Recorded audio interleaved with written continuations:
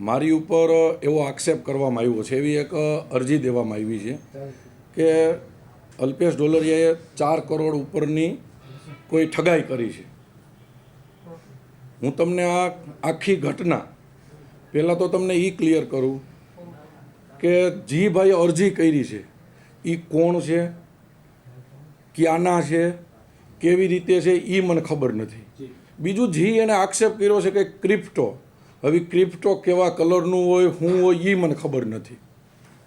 ન્યૂઝના માધ્યમથી મને જાણવા મળ્યું કે તમારી ઉપર આવી આક્ષેપ થયો છે.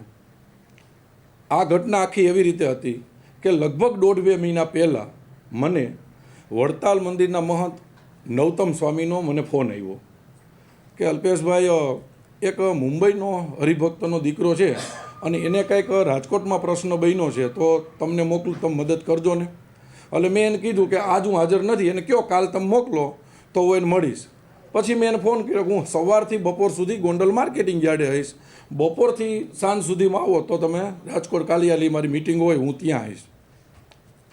પહેલાં એ 11 વાગે પહોંચવાના હતા, પછી પહોંચ્યા લગભગ 3 વાગે 4 વાગે. એટલે મેં એને પાછો ફોન કર્યો કે તમે ગોંડલ ધક્કો ન ખાતા, તમે રાજકોટ અહીંયા રાજકોટ આવજો, કારણ કે બધું રસ્તાનું કામ ચાલુ છે, તમારે હેરાન ન થવું.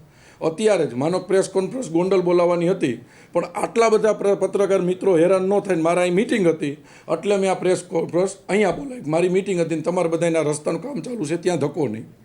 તો એ ભાઈ મને મળ્યા, એને વાત કરી કે અલ્પેશભાઈ અમારી આરે રાજકોટમાં આવી ઘટના બની છે. એટલે મેં કીધું તમે કોણ તું કયો? એટલે એને નામ આપ્યું કે ભાઈ મારી દર્પણ બારસિયા કરીને છોકરો છે. મેં એનો કોન્ટેક્ટ કર્યો તો એ છોકરાએ મને એવું કીધું કે અલ્પેશભાઈ મારે એની પાસેથી 2 કરોડ તો લેવાના છે. એટલે મેં તરત સ્વામીજીને ફોન કર્યો. મેં સ્વામીજી મને તો આમાં મગજ નથી હાલતું, આ ભાઈ કે 4 કરોડ લેવાના છે, આ ભાઈ કે 2 કરોડ લેવાના છે, તો તમે જરાક તપાસ તો કરો કે આ મેટર શું છે. એ છોકરાઓ લગભગ મારી પાસે ઓછામાં ઓછા અડધો-પોણો કલાક અહીંયા બેઠા અને આવી રીતે ગયા. તે પછી નથી મેં કોઈને ફોન કર્યો, નથી એ છોકરા મળ્યા, મેટર શું છે, ક્યાં કોણ મળ્યા, હું કોઈને ઓળખતો નથી.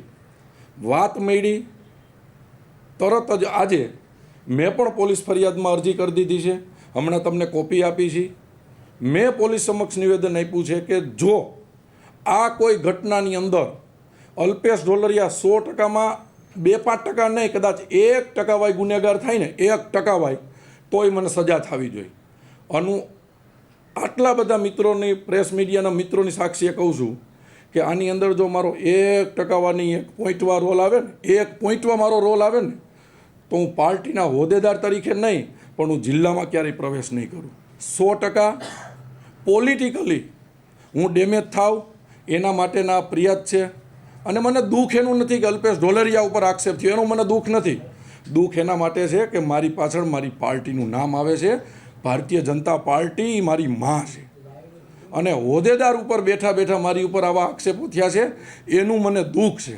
અને એના માટે મેં પાર્ટીમાં કીધું છે, અત્યારે મેં ડીસીપી સાહેબને કીધું છે, સીપી સાહેબને કીધું છે કે તમે સચોટ સાહેબ તપાસ કરાવો. આ વ્યક્તિ કોણ છે એ બી હું જાણતો નથી.